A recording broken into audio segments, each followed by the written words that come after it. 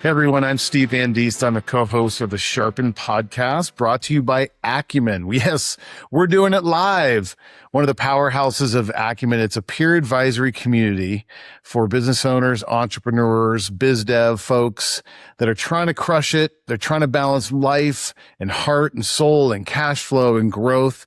And this is fun because we're doing it live. And the power of Acumen is we don't do a ton on Zoom. I think rubbing shoulders with business owners, helping you grow is awesome. So we're here in my basement lounge. And today we're going to talk about business. We're going to talk about heart. We're going to talk about the balance between grit and grind and the concept of relaxing and trust. And I got an expert in that. Who are you? I wish I was an expert. I've got so much to learn in that. But my name is Steve Donnigan. I'm the founder of A65 Consulting. Basically, it's a boutique engineering company that helps medical device companies get their new and innovative products to market when they don't have enough resources. That's where we come in. Okay, how long have you been doing this? 8 years. 8 years. I am an old recovered engineer. I only lasted in engineering for a semester. I was a mechanical engineer about 34 years ago. You are not just recovered, you're an expert in this field as well in biomedical engineering. We could call this the Steve Squared since we're kind of nerdy. I've got a degree in math. We could say it's a Steve Squared show because I'm Steve and you're Steve. When did you start this again? 2018. 2018. And how's it gone? You know, it's definitely had its ups and downs. You know, there's been good years. There's been some challenging years. 2020 was definitely a low year. Mm-hmm. But, you know, that was when I truly learned to trust God. I would say that was one of the lowest points in my life. But it was so cool to see God come through. Okay, so you're at the time working for an engineering firm when you dreamed of this idea? First starting the business? Yeah. Yes. Yep. Okay, so in those first years, you tell your wife, hey, I'm thinking about doing this. Tell us about that. You know, it was amazing. My wife is incredible. She was the one that was so supportive because she's known that I've wanted to do my own business for many years. And so when things changed at my previous employee position, and it was obvious this would be the great time to start the company, then she was all in. And she was like, you know, God's opening the door. This is the time. Let's do it. Okay, so an engineer brain, I get it. It's thoughtful. It's planned. It's systematic. What was that first 6 months to a year like? Was it like, okay, we're turning on the business, A65 Consulting, and bam? Or was it, we're turning the lights on and we got to get a client? How did it all work at the beginning? Yep. So one of the things I did, which is what I highly recommend any entrepreneur to do, was don't quit your day job until you have your first contract, first client, first whatever lined up. And so I continued working at my employee job until I had the first 6-month contract lined up for engineering services. Then I put in my notice. Then I at least had a 6-month runway. Cool thing is God extended that runway to be 2 years as that project went 2 years before it got wrapped up. And at the time you're a solopreneur, just starting and all, you landed the contract, you did the work, delivered, but it went for 2 years. Correct. And the cool thing was there was so much business in that first contract. I actually brought on 2 other engineers in that first 2-year time frame. Okay. So did you feel like you had to burn the old boats? And you're like, we're living on this island. This is home. Or because at first you kind of dipped your toe in safely. So it was calculated. It wasn't like, honey, we're starting this business and you burned your last job. You threw pencils at him and walked out the door and said, I'm on my own. But it was more like, hey, I'm doing this. I'm doing this. This goes away. Yep. Was that intentional? Was that a personality? Was that built on a little bit of fear? Did you have 3 kids? 2 kids. 2 kids. Yep. What was all the emotions and thought process on that? Yep. You know, as a primary income earner and as a husband, you know, you're wired to want to take care of your family and provide for them. And so that was number one thing I was concerned about with starting the business was, what's God going to do in this? What's it going to look like? I need to put food on the table and pay the mortgage. Yeah. And so it was cool how God allowed me to stay at the employee job until that first contract opened up. Once I got that lined up, put in the notice, left, started. That 6-month contract got renewed multiple times, went for 2 years. And then that's what God really used as a springboard to start it. And God has provided for us in amazing ways. It's been really cool. Okay. The reason I'm poking at this, because I think it's going to get to where we're at now. So it was calculated. It felt safe. It was risky. Yep. But it was also safe and calculated. And then it lasted 2 years, and you're probably doing better than you thought you were doing when you went into it. Correct. What was the next chapter of the business? That was COVID then. Yep. So 2020, well, as everyone remembers, in March, that was when they started doing the quarantines and shutting every business down. Well, as you can imagine, being a contract medical device company, what's the first thing they're going to do? Every company was contracting and shutting down their spend. Mm. And so my two large clients that I had said, "Oh, I'm sorry, Steve, we need to pull back and contract. So we're going to no longer be able to use you." And so we went 6 months, no income. And then in the fall, God opened up an amazing deal with a large client that I'm still working with today. He provided for us. But during that downtime, they always say that when you go through the toughest times, that's when you get closest to God. And I can absolutely say that was true. So 2020, my mother-in-law passed away. We had a car that died. We had the 6 months, no income from the business. We depleted our savings. It was a challenge, but it was so cool to see how God provided, even in the midst of that. And then the recovery in late 2020 and 2021. And God has done so many cool things. Okay, I don't usually hear family member dying, no income, car dying, national epidemic, global epidemic. What do you call a pandemic, epidemic? Which one's worse? Pandemic, maybe? Okay, I always forget. Yeah, there's an outbreak and then it grows. And then those terms, synonymous was, I grew so much, God was good. I can point to points. Why do you think, what was going on or is it just in hindsight, Monday morning quarterback, that you're going, oh, God was good in that, yet while I was in it, it was hell? As a man of faith, I know that turning to God daily during that 2020 timeframe is the only thing that got me through. I mean, I love mountain biking, and God speaks to me so much on mountain biking rides. I'd be praying, worshiping, listening to scripture or whatever, and God spoke to me. And on one of those rides, I know God told me, I'm tearing you down to build you up for something bigger. And he truly has. And he truly did tear me down, but he truly built me up for something bigger and better, which has been so cool to see. Okay, now flash forward. 2021, 2022, some large clients. Are you bringing on more staff, more engineers? Yep. And so like any contract engineering company, you ebb and flow. I'm up around 6 to 8 engineers at sometimes I'm down to 3 or 4, something like that. And one of the niches that I do with my company is I have all contract engineers. And so the advantage of that is allows me to provide the perfect resource for every client. And so I'm not trying to put a square peg in a round hole when I take on a medical device contract. And so it's cool how God does that. But then when I get these new contracts, I need people with the right skill set.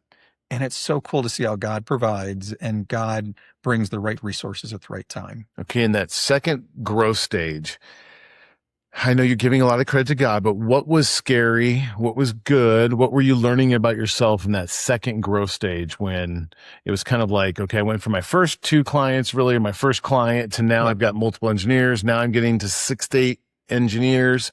What was the learning things in there? Not just God was good, but where were some of the tension points?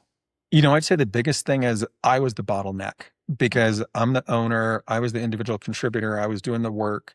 Yes, I had other contractors doing it, but I was still an individual contributor doing the engineering design work. And so the real transition, the real challenge came in terms of saying, I need to abstract myself and say, okay, this is not Steve Donnigan that's going to be doing the work for you. This is A65 Consulting that's going to be doing this medical device design for you. Any good stories of, oh crap, I really screwed up? There always are. Like any entrepreneur, there's challenges, but it's so cool to see how God provides and God helps you recover in terms of taking on projects and you're looking at it saying, boy, I could do this, but I really want another resource to do it so it can free me up to do more business development or do something else for another client. Mm-hmm. And God brings along the perfect resource. Okay. I know in that stage you had probably middle schoolers because now you're just about to send off your oldest to college. Yep. I've met your wife, Melissa. She's amazing. How did this entrepreneurial journey affect family? How did they see dad, for better or for worse, in this journey? One of the things that's really interesting is one of the reasons why I wanted to do my own business is my dad was a workaholic growing up, and I really wanted to be at home and be available. And yes, I worked very hard, but also have time with the family. Mm-hmm. And so the kids got to see me go through this up and down. They'd go to school, well, not during COVID, around quarantine, but they went downstairs to their computer. Yeah. But they would see me and I'm around and I'm talking and I share with them the ups and downs. And my son loves entrepreneur stuff. But the way it affects my kids is, just being able to be transparent with them and showing them how we pray, how we bring things to God, and how God gets us through the ups and downs of life. And so I love that I've been able to model that to them. And as my son wants to do entrepreneur stuff in the future when he graduates college, it's been fun to influence him and let him see me through the ups and downs of it. And also how God's provided. He's seen the lean times. He's seen the times where God's provided for us. But I think it's really healthy. We went through the entrepreneur journey when the kids were little and then saw some business hiccups while some of them were in high school. And I'm grateful because if it was a flush time of lots of money and stuff and vacations, those teenagers, maybe it would have gotten addicted to comfort because I know how easy it is to go, hey, business is going really well. We love the vacations. We love the stuff. We can breathe a little bit more. They can get those Nikes they really want for school or their favorite backpack. But there was a period of during the entrepreneur journey, especially when you're small, for a family to watch mom and dad go through it. If you can manage it in a healthy way, which it sounds like you guys have done a really good job, they see the world differently. And they see mom and dad differently because now I have older adult children and I'm post kind of the entrepreneurial journey of retail and manufacturing. And they'll make comments. And my oldest son is now an entrepreneur. He's actually on your Acumen team. Yep, he is, John. And so watching them go through that same journey, but they weren't afraid of it because I think there was an element, and you're really good at this with your kids and your wife, is there's honesty. It's real. Yep. Being transparent with them. Mm-hmm. What are you doing now? You're launching a child off. How are you feeling? You're 30 days away from launching your first to college. Yep. My son's going to be heading off to college. That's a bittersweet time. You're excited to launch him, but at the same time, miss him. Yeah. He and I love to go off-roading together, and I have a son and a daughter. They're both amazing, but there's nothing like a son. It's nothing like a daughter, but I'm going to miss my son. And so. Yeah. My last is now, they're going to the same school, Grand Canyon University. Yeah. Mine's going to be a sophomore. And we're having a ton of fun this summer. I think last summer I was like, okay, high schooler, get out of here. Yeah. And now I'm ready. But it's a lot harder because we're having such a fun time this summer. And so I look forward to seeing that transition for you. Now, running engineers, tell me about the complexity of running people. That's not necessarily a people culture. They're smart. They're brilliant. They're designers. You guys are doing phenomenal work. You've told me about some of the stories of the biomedical engineering products you've made. How have you done transitioning from it's really me, I'm an employee, now it's me, I'm the main person, now I've got engineers. Tell me about the culture piece. How are you building A65 and the challenges of around a team of people that's not necessarily about culture? Yep. And one of the challenges of culture is that given that I use all contract engineers, they're spread out geographically all over the country. I have one in Spain, so literally all over the world. And so trying to keep that culture of integrity, one of the things I always say is, I'd rather take a short-term loss financially, but have a long-term repeat customer because I want ultimate client customer satisfaction. Yeah. So that's the culture I want of integrity and quality. And I care less about the profitability of the company and more about client satisfaction. Okay. Where have you seen, I know how you've done well because you're talking about it. Where'd you go? Oops, I screwed up with my team culturally. So culturally, that's one of those challenges in terms of, picking people that are a right fit for it. And, different people have different strengths and different weaknesses. Mm-hmm. And so that's one advantage of using contractors is if there is someone that's not a good fit, you can kind of move on. And so being able to pick people that fit in culturally is really good and really easy. And in terms of mistakes, yeah, I made mistakes in some of the people I've picked. And you look at someone on the outside and you say, oh, they're a perfect fit. They're going to work in. But then you work with them for a few months or a few weeks and you realize, oh, they're not who I thought they were. And so you got to move on. But the beauty is there's always grace and there's the ability to transition and move on. Nothing's permanent. Nothing's forever. And as a business owner, we all make mistakes. We all yeah, we're not perfect. And so having the ability to recover from that and move on, don't beat yourself up, but move on to the next best thing. You're really good at what you do. You produce great designs. It's very important work because it has to do with a lot with people's health. I think you've talked about pacemaker stuff, the different things that you guys have made. It's like, give me some examples of stuff that you guys have designed. So one of my favorite ones is a surgical navigation system for total knee replacement. And so it was a really cool product using Microsoft HoloLens, augmented reality, and all that. So we've done several surgical navigation devices. We've done ultrasonic surgical devices used for spine and cranial surgery, things like that. And so we love doing surgical devices and challenges and all that. So to all the non-engineer minds, that is life-changing medical savings, life-saving work, and it's really cool. So when you bring on somebody, how, and this is going to go up to kind of our final theme of trust. You're bringing on other people that may not have your value set, shared faith set, even expertise. It's your name on the company. It's your company, and producing. Maybe they're just typing out for, they're an engineer and they're doing it for the income. How have you learned to trust more? Boy, that's a challenge because it's so easy as the owner of the company to say, nobody could do it as good as me. I'll just do it myself. Well, as a business owner, you quickly learn I'm the bottleneck. The only way to grow is if I do trust people. And so the best way to trust is to delegate and pick. And obviously you're going to be checking their work, things like that. Yeah. And we've talked about values and you casting vision and making sure everybody's aligned. So you're growing in that as well over the last 8 years. Now the tension of solopreneur, building a team, there's the biz dev side. Yep. There's the production side. There's the leading the team side. How are you balancing the grit, the grind, the design? You've got this beautiful family. You enjoy them. You have family in town, extended family in town. Some circumstances all around that this past year. How are you handling? This is, I think, where the crux of business owners are. It's like, how do you handle it all? Yeah. And it's like, I remember people like, just take some time off. I had a business partner that encouraged me to golf, but as our golf scores went down, so did our cash flow. Yep. And so it's like, okay, then I'm just going to go back to gritting and grinding. How are you doing that trust piece and all that part? One of the things, my wife and I are going through this book called Relaxed by Megan Marshman. And it's amazing because it says letting go of self-reliance and trusting God. And that is something that we all struggle with so much, And like you were saying, what's the balance as a business owner, of going out and grinding to find new clients versus praying and trusting God? And obviously it's not all one or all the other. We have a part of it. God has a part of it. But the biggest thing this book talks about is trusting God, and God is sovereign. God has a plan. And just truly relaxing and saying, okay, God is sovereign. He's going to provide the right customers, the right connections. And so praying each day and say, what email do I need to send today? What post do I need to make? What phone call do I need to make that you want me to make?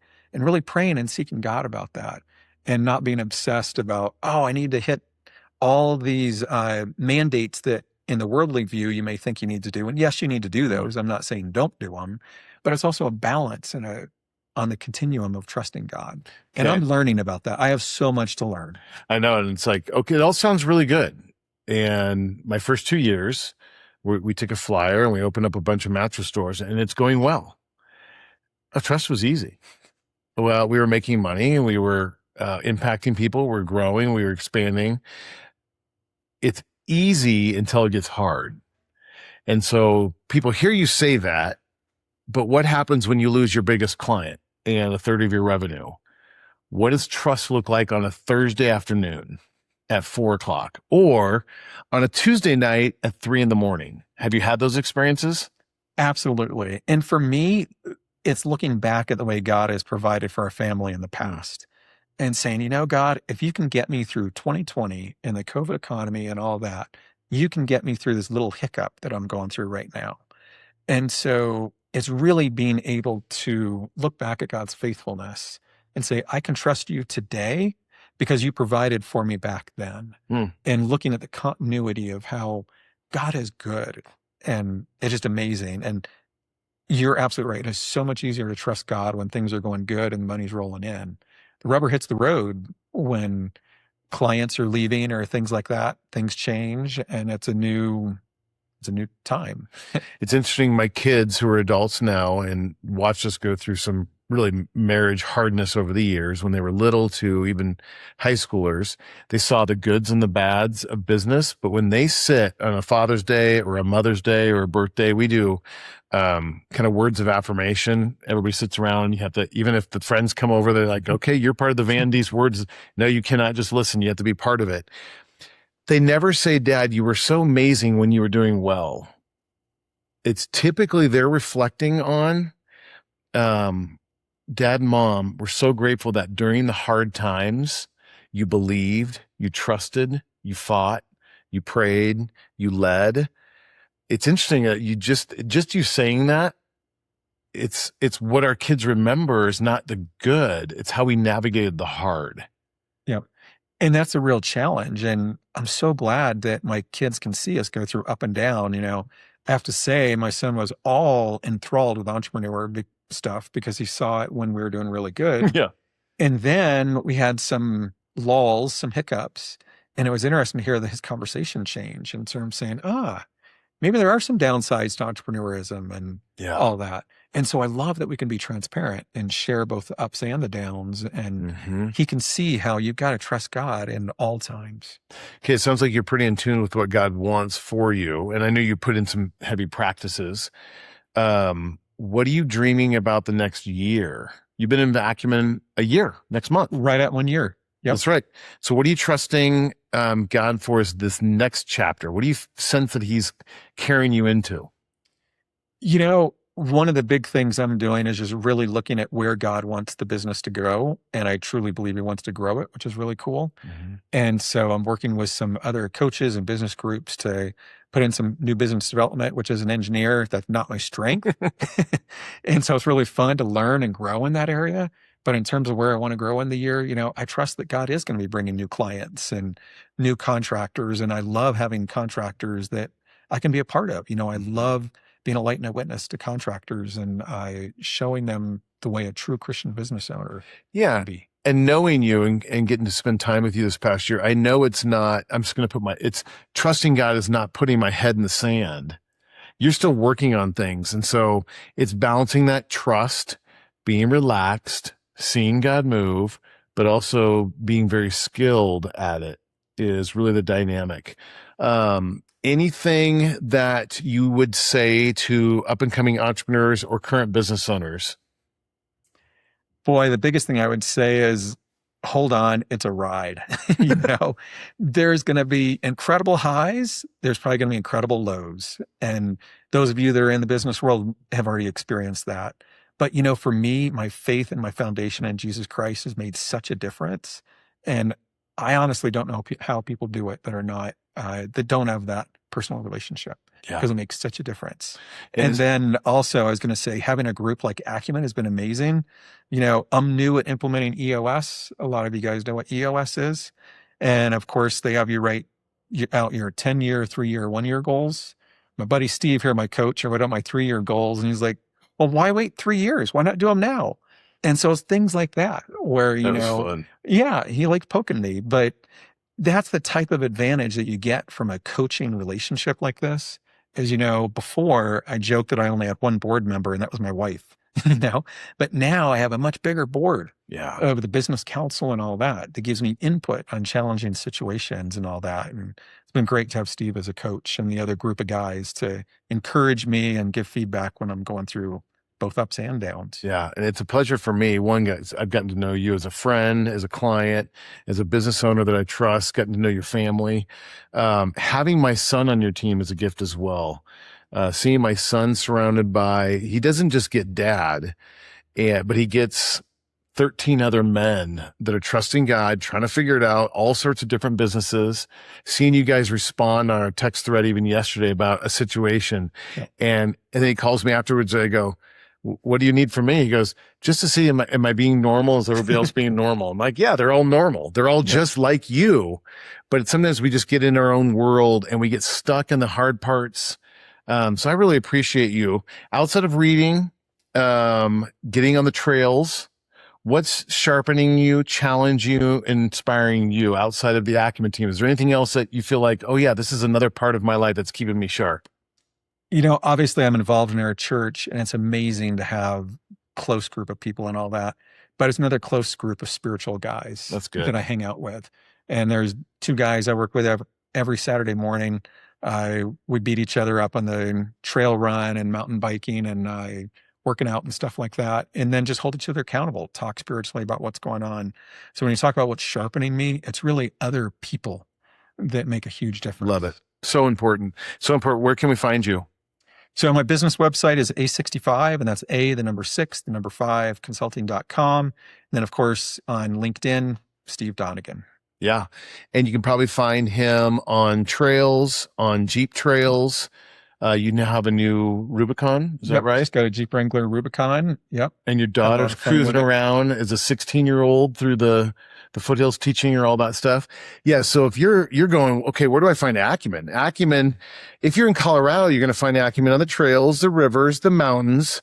The rest of you in St. Louis, Kansas City, Phoenix, maybe not so much. We're spoiled out here in the Front Range in Colorado, but you can find us at www.acumenimpact.com. If you're a business owner, CEO, entrepreneur, someone in biz dev going, you know what? I want a community.